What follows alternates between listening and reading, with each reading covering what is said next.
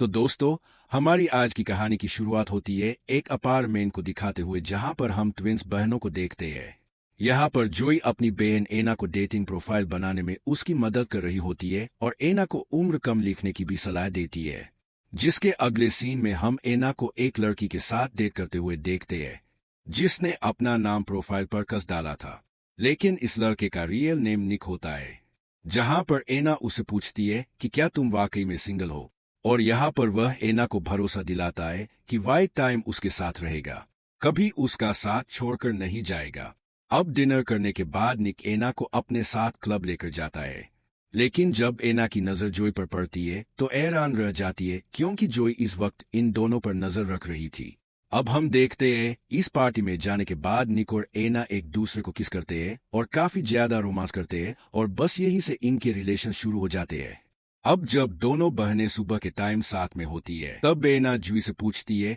कि आखिर तुम कल रात को क्लब में क्या कर रही थी, लेकिन जुई इस बात को नजरअंदाज कर देती है। यहाँ पर एना जब निक के बारे में जुई को बताती है तो जुई को कुछ भी अच्छा नहीं लगता। यहाँ पर जोई बोलती है कि निक हो सकता है कि मैरिड हो या फिर तुमसे कुछ छिपा रहा हो, लेकिन एना उसकी सारी बातों को गलत झुठलाते हुए बोलती है कि अब वह निक से प्यार करने लगी है। और अगली रात हम फिर से देखते हैं कि एना निक के साथ काफी अच्छी रात गुजारती है। इधर हम जोई को देखते हैं जो अपने पेरेंट्स से मिलने जाती है, जहां पर वो अपनी बहन के बारे में बताती है वो एक निक नाम के लड़के से प्यार करने लगी है। यहाँ जोई बताती है कि उसे निक पर बिल्कुल भरोसा नहीं है, लेकिन उसकी माँ उसे समझाती है कि जो वह कर रही हो उसे करने दो। हो सकता है कि निक के बारे में जैसा तुम सोच रही हो वह ऐसा बिल्कुल ना हो। इधर हम देखते हैं आज रात एना निक को अपने साथ अपने घर पर लेकर आती है क्योंकि उसकी बहन नहीं होती है। यहाँ निक एना का खूबसूरत सा घर देखकर बिल्कुल हैरान रह जाता है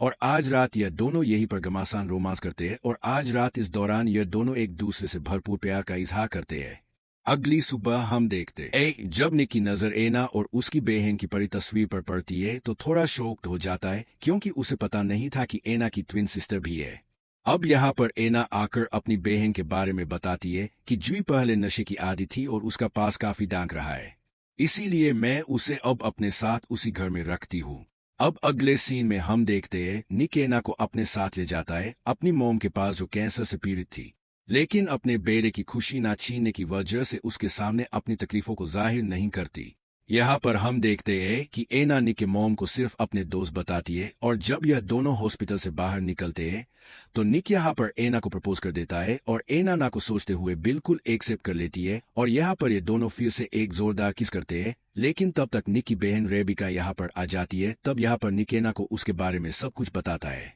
अब शाम के टाइम जब जुई आती है तो एना उसे बताती है कि उन दोनों की एंगेजमेंट होने वाली है, लेकिन इस बात से वह गुस्सा हो जाती है क्योंकि इन्हें मिले कुछ ही दिन हुए थे और फिर एना ने जुई को अभी तक निक से मिलवाया तक नहीं था। यहाँ पर एना जुई को खूब समझाती है, खूब बताती है कि वह बहुत अच्छा लड़का है और वह बहुत लॉयल भी है, लेकिन जुई को अभी भी उस लड़के पर यकीन नहीं था जिसके चलते इन दोनों बहनों के बीच लड़ाई हो जाती है और आखिरकार जुई नाराज होकर इस घर से चली जाती है। अगली सुबह हम देखते हैं निक एना को डायमंड की रिंग पहनाता है, जिसके बाद एना निक को अपने पेरेंट्स से मिलवाने के लिए लेकर जाती है। अब इधर हम देखते हैं एना के डैड जब निक से उसके बारे में पूछते हैं तो वह काफी हैरान हो जाते हैं क्योंकि उन्हें पता चलता है कि इन दोनों की मुलाकातें बस 2 महीने से चल रही है। तब यहाँ पर एना के फादर उससे पूछते हैं कि क्या तुम्हें एना के पास के बारे में पता है, जिस पर निक बोलता है कि नहीं, उसे बस बेसिक जानकारियां ही पता है। अब यहाँ पर एना के फादर उसे कुछ बता पाते इससे पहले एना वहां पर आकर दोनों को डिनर करने के लिए लेकर चली जाती है। अब हम देखते हैं कि इनकी लाइफ में सब कुछ बहुत अच्छा चल रहा होता है, लेकिन अचानक से एक दिन जोई निक के पास फोन कर उसे अपने पास बुलाती है और इस मीटिंग के बारे में एना को कुछ भी बताने से मना भी कर देती है, जिस पर निक राजी हो जाता है और चुपके से होटल में बार के अंदर वह उसे मिलने के लिए जाता है।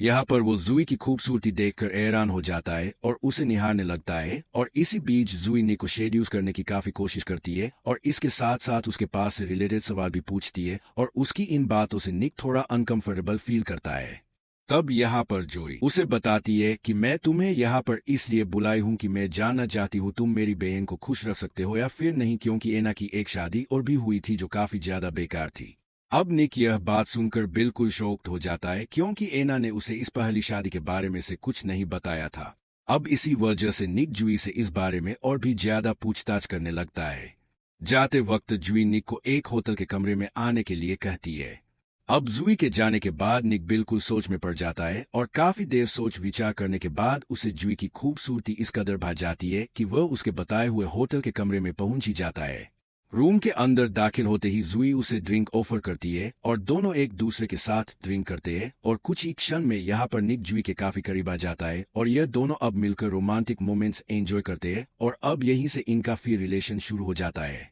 अगली सुबह एना निक को फोन करती है और कल रात के बारे में उससे पूछती है। तब यहाँ पर निक झूठ बोलते हुए बोलता है कि कल रात अपने दोस्तों के साथ था। वह बताता है कि उन लोगों ने कुछ ज्यादा हेयर ड्रिंक कर ली थी जिसके चलते वह उसे फोन भी नहीं कर पाया। अब यहाँ पर एना जब निक को मिलने के लिए बुलाती है तो निक उसे तबीयत खराब करने का बहाना बताता है। यह सुनने के बाद एना खुद उसके पास जाने का फैसला करती है लेकिन उसे निक आने से भी मना कर देता है और इस रात भी निक जुई के साथ रातें रंगीन करता है और यह दोनों इस रात को भी खूब एंजॉय करते हैं। अगले दिन हम देखते हैं निक एना के ऑफिस में उसके लिए एक खूबसूरत बुके लेकर जाता है, जहां पर एना की कोलीग निक को देखकर बोलती है कि अब तुम परेशानी में आ सकते हो। उसकी ऐसी बात सुनकर निक थोड़ा घबरा जाता है और यहाँ पर एना की कोलीग बताती है कि जुई आजकल किसी लड़के के साथ बहुत बिजी है और यह सुनते ही निक को अपनी गलती का एहसास हो जाता है और आज फिर एना निक को अपने एक्स हस्बैंड के बारे में बताती है। वह बताती है कि जुई उसके हस्बैंड के साथ रिलेशनशिप में आ गई थी,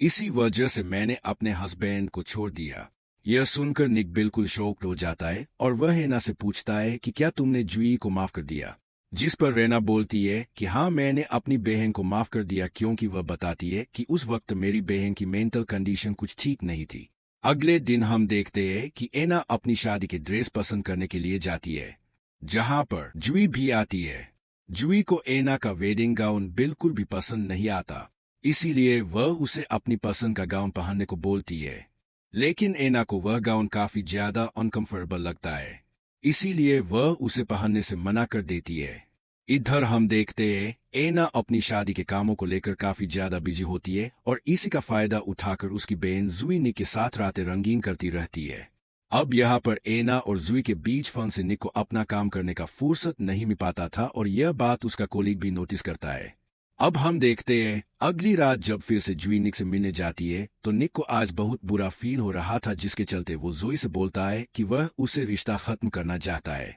यहाँ पर निकोय को बताता है कि एना ने उसे अपनी पिछली शादी के बारे में बता दिया है कि उसकी पिछली शादी क्यों टूट गई थी, जिस पर जुई उसे बताती है कि हाँ उसमें तो उसके हस्बैंड की ही गलती थी क्योंकि मैं उसे तेज करना चाहती थी कि वह उसके लिए लॉयल है या फिर नहीं, और उसमें उसका हस्बैंड फेल हो गया तो उसने उसे छोड़ दिया। जिस पर निक उसे पूछता है कि क्या तुम मेरा भी टेस्ट ले रही थी, क्या मैं भी इस टेस्ट में फेल हो गया, जिस पर जुई बोलती है कि हाँ तुम भी फेल हो गए हो। यह सुनकर निक बिल्कुल शॉक्ड हो जाता है और शांत हो जाता है, जिस पर जुई उसे अपने साथ भाग चलने को बोलती है। अब यहाँ पर निक बिल्कुल फंस चुका था, उसे समझ नहीं आ रहा था कि वह एना को चूज करे या फिर जुई को। जुई यहाँ पर बोलती है कि मैं जाऊंगी तो एना को भी साथ लेकर जाऊंगी, याद रखना तुम्हारे पास बस एक ही रास्ता है, मेरे साथ रहो या फिर चली जाओ। अब इतनी बातें सुनकर भी निक शांत रहता है, जिस पर जुई बोलती है कि तुम मुझसे दूर जाना चाहते हो तो जाओ, मैं खुद जा रही हूँ।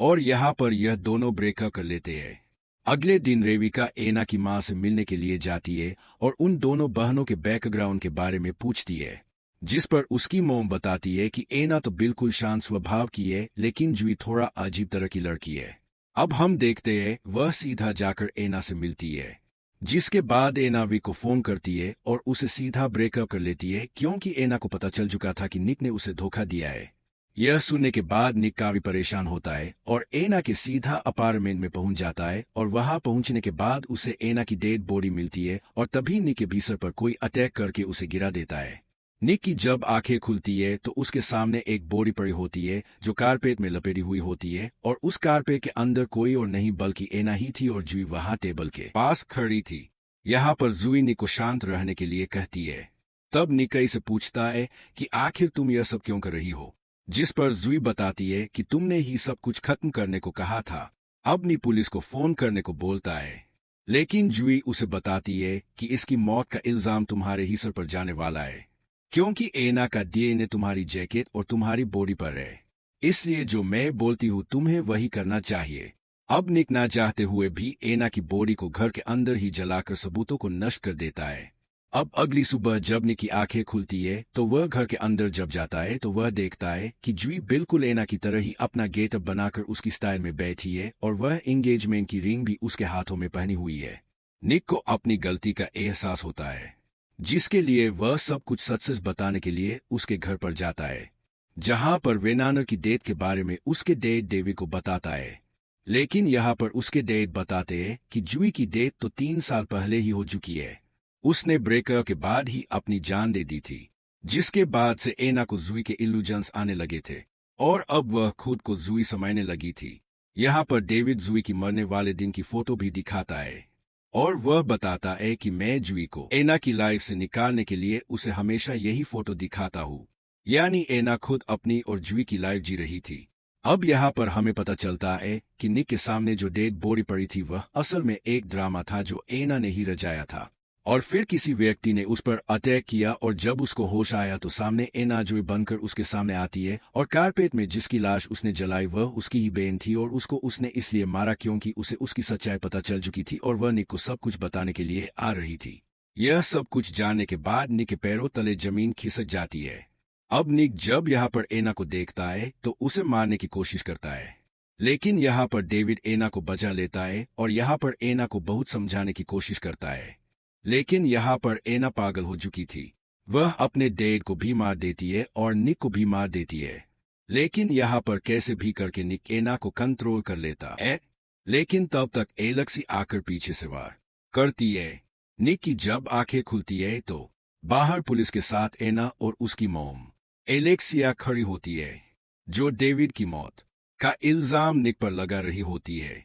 ऐसी वजह से पुलिस अब निक को पकड़ कर ले जाती है और यहाँ पर एना अपनी मॉम को रोते हुए बताती है कि जिस बहन को वह सबसे ज्यादा प्यार करती थी उसने ही उसके पार्टनर को मार दिया और इसी वजह से मैंने उसे मार दिया, और डेविड के लिए सॉरी बोलती है और बस इसी को दिखाते हुए इस कहानी का यहीं पर एंड हो जाता है।